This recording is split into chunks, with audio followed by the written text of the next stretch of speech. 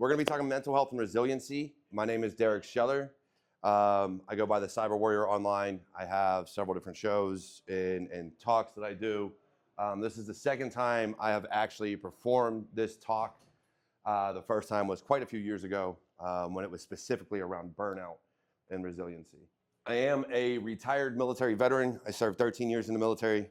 Had to do a lot around mental health and resilience there. It actually became a big portion of what they did for us. I am currently a practice manager for an MSSP dealing with security engineering. I'm also a content creator. I have a show called Security Happy Hour that I do every Friday, geared towards all types of things in cybersecurity, whether it be AI, mental health, diversity, you name it, we talk about it. I also put out a lot of mental health content. I do a lot of short form content about goals, success, mental health, resilience, you name it. I deal a lot with that. I'm also the father of 5 boys, probably the biggest reason mental health is so important to me. Between that and my wife, as a husband, I have actually been to a point where I was angry all the time.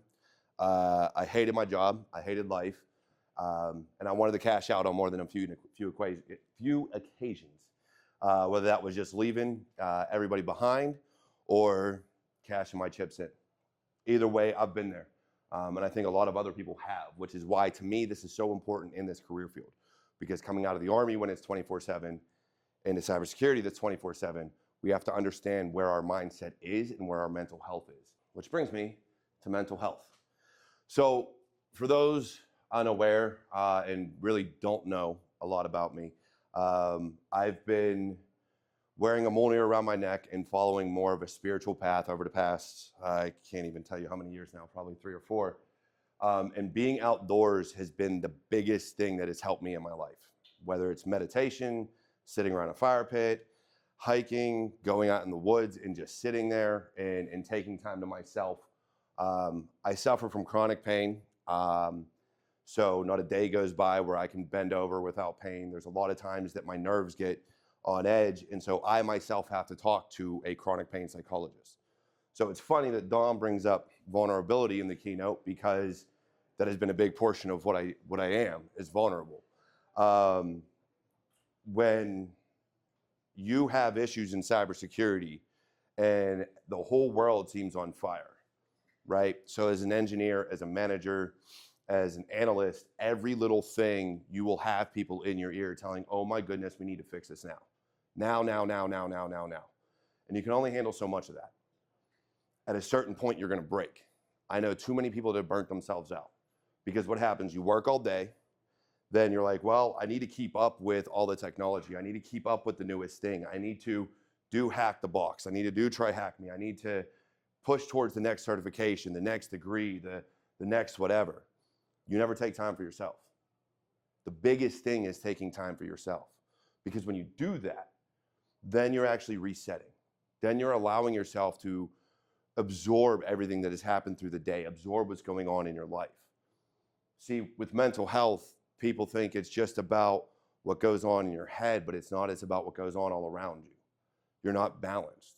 You're not sitting there and realizing that you have a family or friends that you need to spend time with. You have a life that you need to live outside of cybersecurity. So picture this.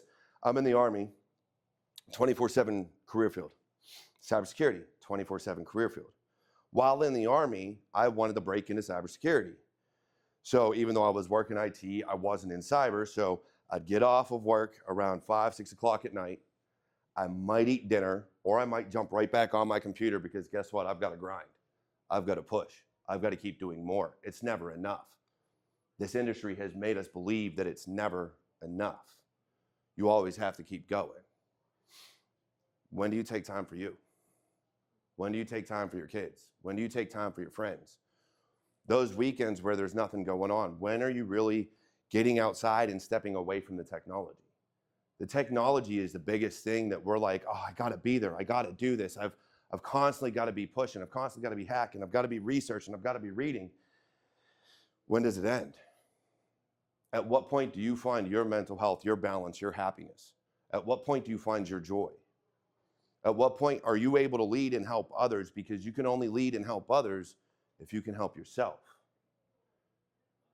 Everybody is worried about everybody else. At what point do you worry about you? At what point do you really sit down and think about it and go, you know what? I'm not okay. There's something wrong. You sit down and you go to work in the morning and you're like, I don't want to be here. You spent your whole life hacking, and then all of a sudden, you don't want to break into a single box anymore. Your drive is gone, your passion is gone, and as Don said earlier, that flame starts to flicker out.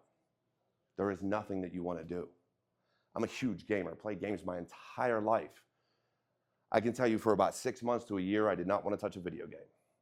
I did not want to touch a computer. I literally got off of work, went, sat down on my recliner, and didn't touch anything. Barely talked. Because I was burning myself out. I wasn't taking care of me. Which means I was now angry. I was yelling at my kids. I wasn't communicating with my wife, who would sit there and day after day, what's wrong? Nothing, I'm fine. But how were you taught? How were you raised? Suck it up, drive on, move on, grind, keep going. You're not allowed to show emotion. You show emotion, you're weak. You be vulnerable, you're weak. You have to spend an extra hour in your car and cry, you're weak. But that's not the case. You see, all that is a lie. Because that's what's going to burn you out. That's what's going to end up by you thinking you're weak because you have no mental health, because you need to talk to a doctor, but doctors are for quitters. You don't want to talk to a doctor. Doctors can't help you. You see, that's just, look, I'm not a fan of pills. I don't take things for pills, for medication. I'm not talking to psychiatrists that's out that may just be out to prescribe you something. And yeah, for some people they need it. I'm talking an actual doctor, or your best friend, or your spouse, or your parents, or somebody that can help guide you, that can tell you, look, I get it, and understand that you're having a hard time right now, but help push you to realize that you need to take care of you. Take an hour a day outside. Sit outside away from nobody. I kid you not, the best thing I ever did for my life, for my career, for my family, and for work and everything else, and in the people that I lead now, was near the end of 2020. Yes, I know it was COVID, but end of 2020, I actually took a vacation. Me and my entire family. It was the first time in my career I turned off every single notification on my phone. Not work, not text messages. The only messages I got, I had it set up, was just from the family I was with. That was the only way you could get a hold of me. Complete blackout, not on social media, nothing. It was the happiest I've ever been in my life. Because social media will destroy your mental health when you spend all day on it. Everything you do, everything is geared to trigger you into being on something, being addicted to something that's going to destroy your mental health. We get addicted to work. We get addicted to everything else but ourselves and the lives that we need to live. Dom was probably the best person I could have listened to when I first got here, because he talked a lot about it. We are so caught up in transactional relationships and everything else we do in this life, about making money, about trying to do whatever so that we can just get further in life without ever realizing what life we have, what we have in front of us. But it's not perfect. You see, we all make choices in life, right? Everything we do is a choice. It all has an effect. There's cause and effect to everything, but you're so spun out on changing what you can't change. So you try to change and blame the exterior, everything outside of your control. It's all that fault, without ever looking inside and wondering, what can you change for you? Do you need a new career? Do you just need to work at a different place? Sometimes where you work is the problem. It's like they say, people don't leave jobs, they leave managers. Because the job is the same no matter where you go. It's the people you work with that's different. It's the people you work with that will either lift you up and help you with your mental health. And when you need that day off, we'll be like, okay, take a day. Take 2 days if you need it. We have unlimited PTO in a lot of places. And even if you don't, there's some really good leaders out there that'll just tell you, take the day off, don't even put in PTO. I get it, I've been there. But so many are like, oh, no. You gotta stay, you gotta work. What good are they gonna do you? So when you're burnt out, when you can't go, when you're just having a bad day, because I say a lot, you choose what type of mood you're going to be in when you wake up. And I say that to myself when I say that to others, because sometimes it is a choice, but other times it's not. Some days you wake up and your mental health is shot, but you don't know what's wrong. Nothing can explain it. So take a day. Don't be afraid to take that day. Don't be afraid to go to your leaders, and if they're not going to support you, fine. Got it. I know what I'm doing for the next 6 weeks. Looking for another job. Because if my leader isn't going to support me, why am I going to sit there and work for somebody that doesn't want to work for me as well? Because they got to be willing to help me so that I can help them. And if you don't take care of your mental health, you're no good to anybody. You're no good to your friends, you're no good to your family, you're no good to work, your career. Everything is going to spiral out, and you're going to burn out, and you're going to leave the career field, and that's one less person we have that can do great things here. Because we need everybody in this industry. Cybersecurity is huge. And this is just about any industry, but because it's a cybersecurity conference, I will tell you, in cybersecurity, if you do not get everybody that you can, we will lose. We're already losing. We're already behind the 8 ball, because guess what? Your boss says you need to get that next big certification because some vendor decided to say, hey, you need all these certs. That's cool. But the people breaking into your network don't have any. They don't care. What do they care about certs for? They just need to get in once. You need to be right every single time, but you failed. So what happens to your mental health? Well, it's where resilience comes into play. So there's some myths that come along with resilience, and I got to thank the Army for this one, because I got this from my Army training. One of the biggest myths is never show emotion. Another myth I'm going to add to that is stoicism. I'm real big on stoicism, and actually a good buddy of mine is as well. It's not always okay. It's about regulating your emotions. It's about knowing the time and the place. It is about knowing that you can't throw a temper tantrum every time something goes wrong, because things just go wrong on occasion. But at the same time, when you know you're having a bad day, don't be afraid to say it. Regulate your emotions. Find the time and place to express your emotions. If you are someone who, like myself, tends to get angry when their mental health is in a downward spiral and goes to one of two ways to cope, go to a gym. You see, resilience is a big thing. Mental health, one of the biggest things I talk about, and it plays into your emotion. There's always 3 factors to your health: physical health, mental health, and spiritual health. Now, not everybody's spiritual, but for me, I'm going to stick with this one. If any one of those 3 start to go, then it's only a matter of time before the other ones fail. Me personally, at 6'3", 255 pounds, I have noticed my physical health go more and more. The more I weigh, the less I go to the gym, the less I take care of my body, the more my mental health goes. Well, what do people do when their physical and mental health start to go and they're technically a spiritual person? Why, God? Why, gods? Why, whatever? It's always somebody else's fault. You're not going to blame yourself, when in reality, you haven't been taking care of yourself. Regulate your emotions and realize it's an internal problem that you need to fix. I'm having surgery on Friday, so I haven't been to the gym because I tore my shoulder. Guess what? Once I'm done with my surgery, it is my mission, my job for myself, my health, my kids, my career, my forward path to go back to the gym, to lose weight so my knees can handle me again, to lose weight so that I can do things again and actually build the muscle around me for my mental health, because it's something I need. And it's not for everybody. Everybody's different, and understand that the way you go about things is going to be different for everyone, but that's for me. Because there are 3 factors. If your physical health goes, your mental health is sure to follow.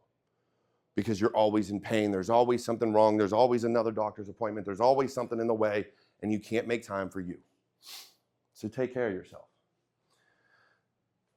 Myth number 2, it's about the individual. Once again, Dom was right. It's not about the individual.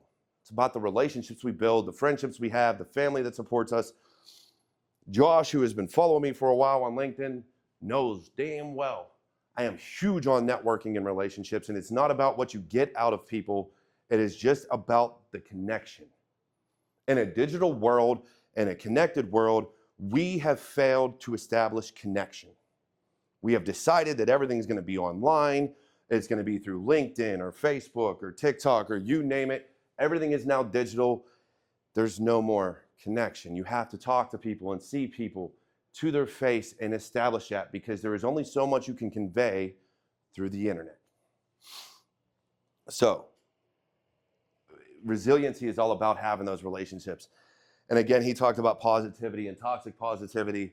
Those relationships are meant to help you so that when you're doing something wrong, when you're screwing up, you have someone there that can sit there and say, yo, homie, that's not the way you want to go about it. That's the wrong way to look at it. This is not going to help you going forward and help you be that person that person trusts to say, at the same time, when you make a good decision, I'm going to be your biggest supporter and your biggest cheerleader. I am going to be there for you. But when you're wrong, I'm going to tell you you're wrong. Because that's what true relationships are about. They're about admitting when you're wrong. I've had to do that recently. Must handle everything on your own. Again, resiliency isn't about being on your own. It's about knowing when to ask for help.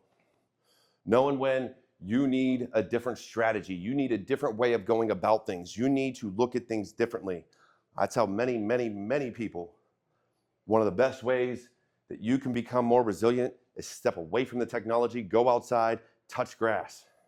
Literally take your shoes and socks off and touch some grass. Ground yourself. Reset. Because this screen, that screen, your TV screen, your phone, everything, all it's going to do is keep running in your mind. When's the last time you went to bed with a phone in your hand? You want to know why you can't sleep? You want to know why your mental health is so jacked up? Why you're not resilient? Why you're always depressed and anxious and stressed out and everything else? It's because you've let that phone live your life for you. You've stepped away from a computer and went up and sat and watched TV. On your phone while you're watching TV. Or on a computer while you're watching TV. Because we got laptops, we got iPads, we got everything else. You've never stepped away from technology. So you want a resilient strategy to help yourself put the technology down. Put it away. Hell, take 1 weekend a quarter where you don't touch any of it. Walk away from it all, and you will be amazed at how much more you can look at yourself, look at your mental health, look at your career, look at your family, look at what's going on and be like, holy crap, I've been missing out. Because there are 3 points in time where resiliency comes into play. You see, you have the past that people like to live in. They make a mistake and they don't know how to get away from it. They live in the past, they never learn from it. You have the present, which is what everybody's missing out on right now. That's the problem. See, no one wants to live in the present. They're always looking for the future, the next big thing, or they're looking in their rear view window saying, I made this mistake. I'm going to go back this way. I got to live here. I got to stay here. I don't know how to get out of this. Well, homie, you haven't left the past. You made the mistake. You didn't learn from it. So how can you be resilient? How can you have mental health when you're still stuck back here? You're still stuck from 6 years ago in some mistake you made. And let's be fair, I've made my fair share. I remember my first real job, well, second real job out of the Army. I was a SIM engineer. And we were a managed service provider. And so we ran the SIMs for a bunch of companies. And we were using McAfee ESM at that time. For that, I had to hop from one box to another box to another box to get to all the different client boxes. And I didn't realize where I was at in the network. I knew I had to restart this particular sensor. Problem, I restarted the entire thing for every client we had. I said, oops. Got a hold of my buddy. I was like, yo, Wayne, I screwed up. I'm restarting the entire SIM. He was like, you son of a, no, not really. He goes, we've all done it. He goes, if you don't do that at least once while you're here, you don't fit in because we've all done it. I could have taken that and I could have ate it and still lived in it. But instead, because of him, because he helped me, I was like, cool. I messaged the analyst real quick, was like, hey, it'll be about a half hour. SIM will come back up. Then you can do your job again. because we don't live in the past. But it's about knowing those strategies. It's about being resilient and realizing I don't have to stay there. I can learn from it and not do it again. Myth number 4, always act fast. You know, I had this mindset for a while, and it was really bad, really bad. I actually, I discounted the capabilities of a lot of soldiers because they were not as quick as me at certain tasks. So when Dom talked about micromanager, I was an NCO in the Army. If anybody knows what that was, I was a leader of soldiers. My job was to make sure they could do their job, they were ready to work, they were fit, they were everything else, they were mentally capable, physically capable, you name it, that was my job. But we were a technical field. Well, if I can do the job in 30 seconds instead of waiting for your slow butt to, stand it up in a half hour, I'm gonna go get it done. That was the worst thing I could have done as a leader. That is the worst thing I could have done as an NCO, because now how am I helping them? It's okay to slow down. It's okay to let people learn and figure things out. When I was going through the schoolhouse, I had someone ask me, how do I know all this? Because like we talked about, I was one to grind. I'd get off of work, I'd go hack some boxes, I'd go learn some more, get some certifications, do what I needed to do. And so when they asked me how I knew this, I said, well, I got a question for you. When you go home, what do you do? And she was like, well, I make dinner, I hang out with the kids, I watch TV, I spend time with the family. That was not my forte at that point in time in my life. And that's where I was wrong. You see, that's how I got burnt out, because my thing to do was get off of work and work some more, and then some more. And so when I was able to do it, yeah, I could do it quick. But what time did that leave for me and my family? How were my kids going to look at me? I've got 5 boys, and my 2 oldest don't even play sports because I was not there as a father to get them even engaged in outdoor activities and sports. So by the time I was around, by the time I could be there for them, it was too late. They had no interest in it, which is fine by me because they're doing amazing. My oldest kid is over a 4.0 GPA, doing fantastic in school, doing his own thing. But I feel like as a father, that is where I failed, because I did not make him the outdoorsy type. Something that we go through. He is still a fantastic kid, love him to death. I love all my boys, and they're all doing amazing. But when it came to the athlete in me, I could not teach them, because my wife wasn't an athlete. She swam, that was it. Me, I played football, baseball, hockey, you name it. Growing up, I played it all. I didn't slow down. Not for my kids, not for my wife, not for anybody. I was going to keep going as fast as I could to get to where I needed to be without living in the present, without being there for them. Slow down. Smell the flowers, as they say. You're always fully composed. No, you're not. No, you're not. It's a myth, huge myth, because life isn't always pretty, and the decisions you make sometimes have some severe consequences. Life isn't pretty. Work isn't pretty. The things we do can sometimes have dire consequences on the networks we protect. The things we do can have dire consequences and a ripple effect in our own lives. Live with your choices, understand your choices, and be able to be okay with the choices you made in life. It's not always pretty. Either you have it or you don't. Yes, they're talking about resiliency here, and this goes with just about everything in life. That's a lie as well. One of the things we're taught is that some people are born leaders. And like Dom said, once again, that's not always the case. I never wanted to be a leader. Never once. I grew up, I wanted to keep my hands on a keyboard. I didn't want to lead people. Mainly because in the military, if your people mess up, you messed up. So put a bad taste in my mouth, because when you do group punishments all the time, and you're kind of like, well, I don't want to do this no more because I don't want to get in trouble for somebody getting a DUI when I've legitimately told them to call me time and time again and it never happened. Put a bad taste in my mouth. But you can develop it. People skills. People skills and resiliency kind of go hand in hand, because like Dom said, you have things like empathy, vulnerability, the ability to communicate, the ability to talk to people. So much of this plays a huge role. You can build resilience. The most depressed people I knew growing up and in the military, and even some of my family members, have become more resilient over time by just understanding and digging into either one, they've gotten more of a spiritual connection. 2, They've started going to the gym and working out, which allows them to release a lot of different things and help build them back up. So many different ways, but either way, you can develop resiliency. Again, biggest thing for me was finally learning to put the technology down. That has actually helped me be more resilient because my mind is now not stuck on the next comment or the next video or the next whatever. It has been stuck on, what am I doing? What's going on right now around me? What can I change? What can I fix? What can I address? And if I can't fix it, it's not worth me dwelling on it. You can build that resiliency. You can learn to understand that you can only control so much. And if you can't control it, then let it go. What happens, happens. Resilient people never burn out. That is a downright lie too. I have, over the years, become extremely resilient, but even at what I thought would have been my most resilient, I was loving everything I was doing every day of the week. I was happy, and I burn out. Like I said earlier, I got to the point I didn't want to do anything. I didn't want to play video games. I didn't want to go play football with my kids. I didn't want to get on Hack the Box. I didn't even want to be at work. By the time I got off, I was quiet. And look, anybody who knows I'm a huge fan of drinking beer, and I didn't even want to have a sip of alcohol. I wanted nothing.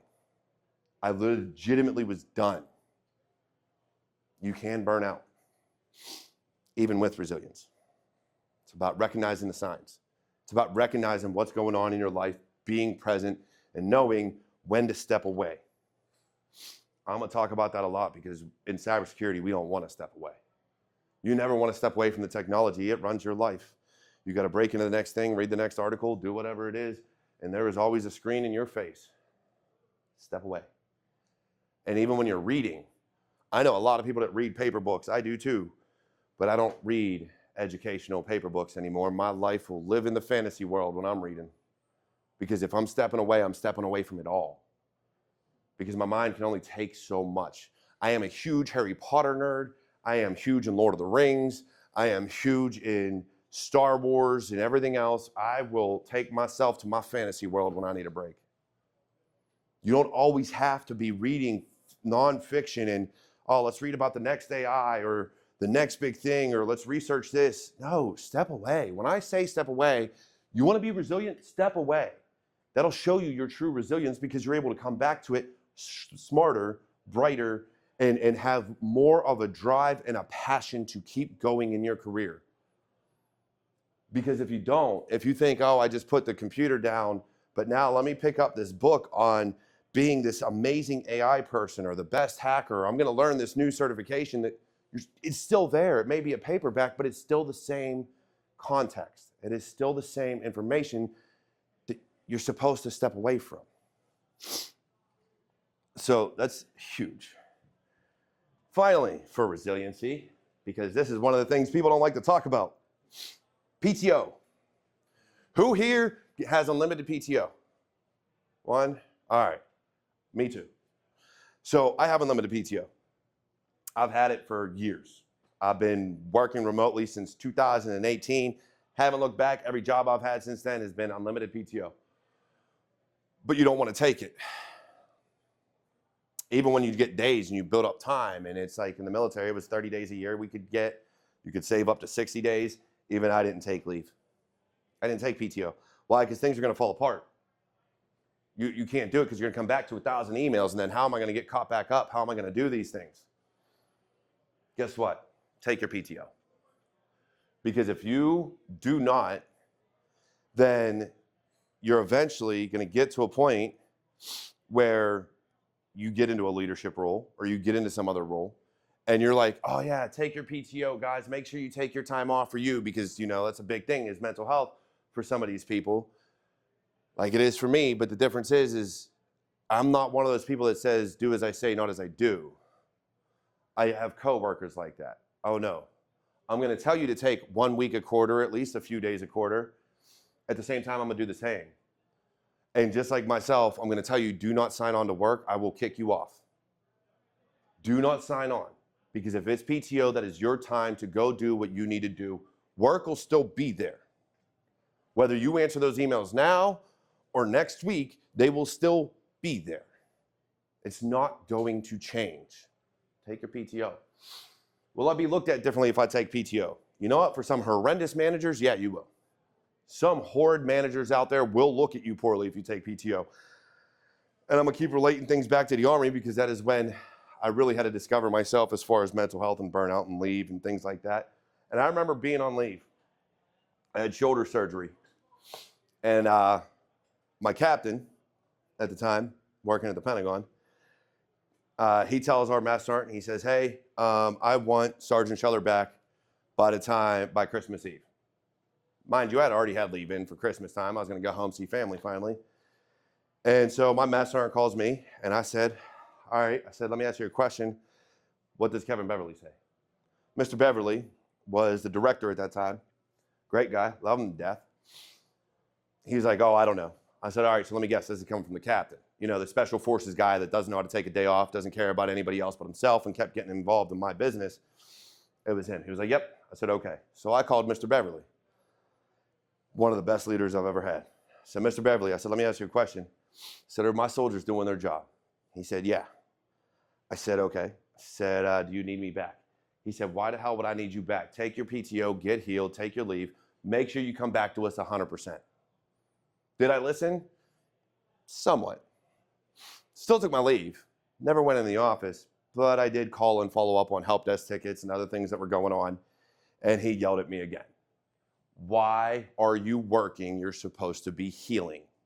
You're supposed to be getting better. PTO isn't just for physical ailments. It isn't just for surgeries or for because something happened. It is for you to take to rejuvenate yourself, to feel better about yourself, to enjoy work again. So anybody that looks differently at you for taking PTO can go fly a kite. Don't care what they think. You legitimately, in order to really enjoy your life and your career, you need to get to a point where you don't care what others think of you. I personally don't.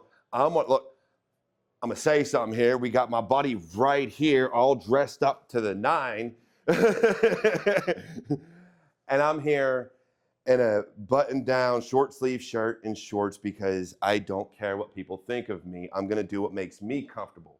And like Dom said, I'm gonna be my authentic self. Same thing goes for PTO. Don't care what people think of you. If you need the time, take the time, or else you're no good to anybody. Work will collapse if I take PTO. No, it won't. It'll still be there. Just like if they want to get rid of you, you're just a number. Go about it, you're gone. Work's still gonna be there. They haven't replaced you yet, and yet you're worried about PTO. Work's still gonna be there. They'll be okay. You'll be overloaded when you get back. Not if you actually set it up to where you have a counterpart that is gonna take over your workload. I have auto messaging set up right now to forward all my messages, or auto respond to all my messages rather, so that if somebody actually needs something done right now, they can go to either one of my coworkers or they can go to someone from a different team, depending on what they need. Set it up that way. You can set it up to where you have backups. If you don't have a backup, then there's an issue within your organization. Your boss or coworkers work one out of office. Talked about this a little bit. I got a buddy that does that. I've yelled at him several times because he was one of those, do as I say, not as I do. I don't care what your boss or coworkers do. If they don't want to do it, that's on them. Take your PTO. I refuse to work when I'm not on work anymore. Work-life balance. Really hard to get in this industry. And actually, I'll even say lawyers and doctors have it really hard too, because you're always learning. There's always a new case. There's always something new you need to do and keep up and da-da-da-da-da. A lot of people take work home with them. I'm sorry. Start cutting it off. Your hours don't match when your family is home or you are more active at night. Start working it out to where when you get off, you're off. Take time for you, take time for your family. Sometimes you can't always take that time just for you. It happens because maybe you got a late night call, maybe something's going on with family, but make sure when you're off, unless you are on call. Then sometimes it interferes, but as long as you are maintaining that balance of like, okay, 5 o'clock is the end of my work day. I'm not gonna sit here and work till 9 o'clock at night to get something done that isn't due till the following, a week from now. Why are you working till 9 o'clock at night to do something that isn't due till next week? If you can't get it done during the work day, then maybe during your work day, you need to reprioritize your time. Maybe say no to that next meeting. Take your PTO, honor your work-life balance. Make sure you step away. And then finally, communicate your boundaries. Boundaries are huge. I have mine, and it took me years to set them. Again, I was one of those people that was always working. For years, I've had Teams, email, Slack, you name it, whatever work needed was on my phone. Still is, mind you.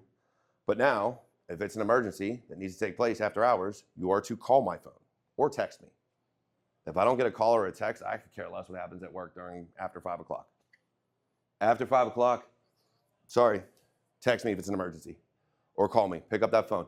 Do that thing like when we had personal phones in the home. I know some people don't know what landlines are, but when we had landlines, pick the phone up and actually call somebody. If you don't call me, it isn't an emergency. It doesn't need done right now if we're after hours. Don't email me thinking, oh, he'll get it tonight. No, I won't. I don't look at my emails after 5 o'clock. I care less. It's not an emergency. I'll answer it in the morning. Set your boundaries and make sure work knows you have boundaries. I make sure my people all have their own boundaries, and I tell them all the time. And again, it comes down to being a leader. I tell my people, these are your hours. I do not recommend nor condone you working after these hours unless you are on call and need to come in and do something after hours. I will not bother you for work stuff after hours. But again, like Dom said, I like to build relationships, so I still pick up the phone every so often after hours if I don't want to talk about work, and I'll just call my guys, see how they're doing. What's going on today?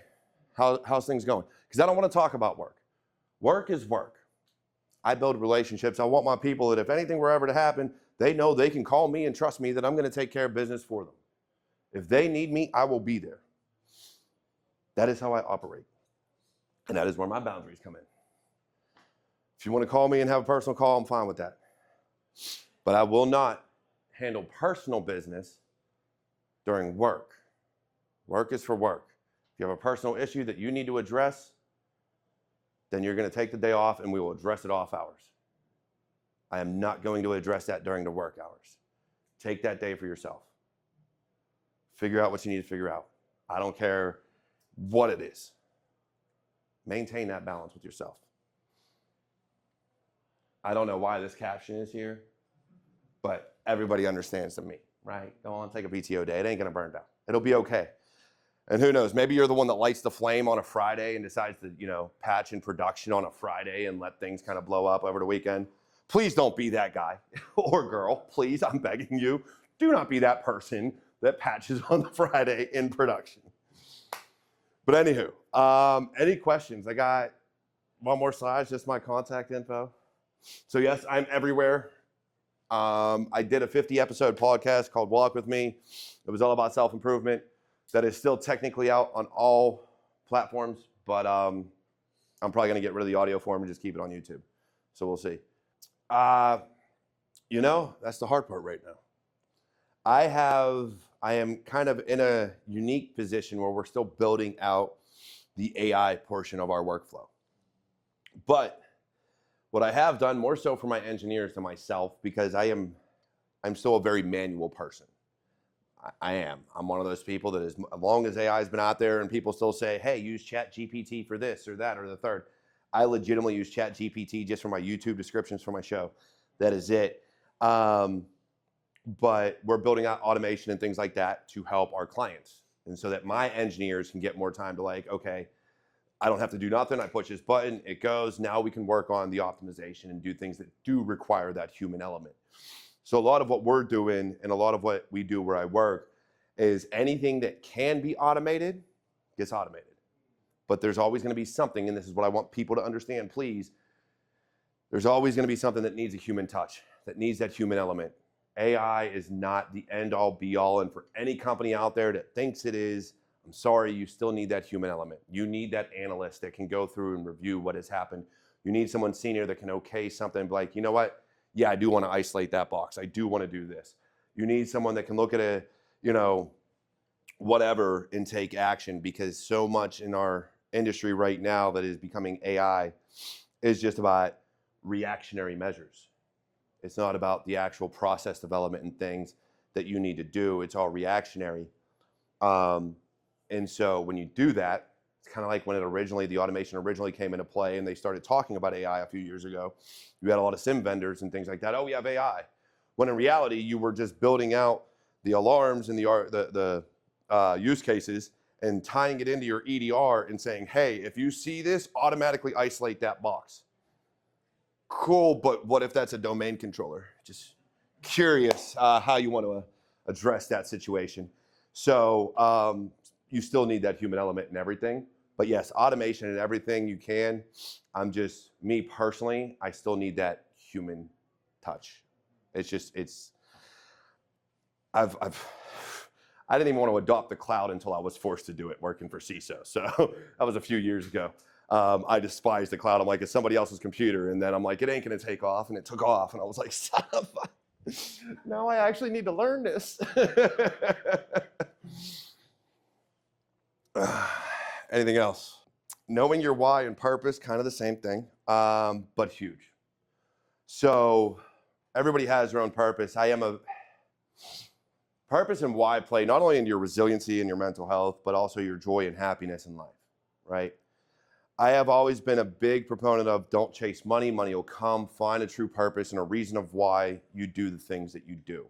Yes, money is always a factor. We got bills to pay and things that we want to accomplish in life. But to make it the sole factor, you'll never achieve your purpose. You'll never be happy because you're always going to be chasing something. So for me, it's huge because when I got out of the military, and the reason I joined was, well, I wanted to help people. I always wanted to help people. That has always been my goal in life, help as many people as possible.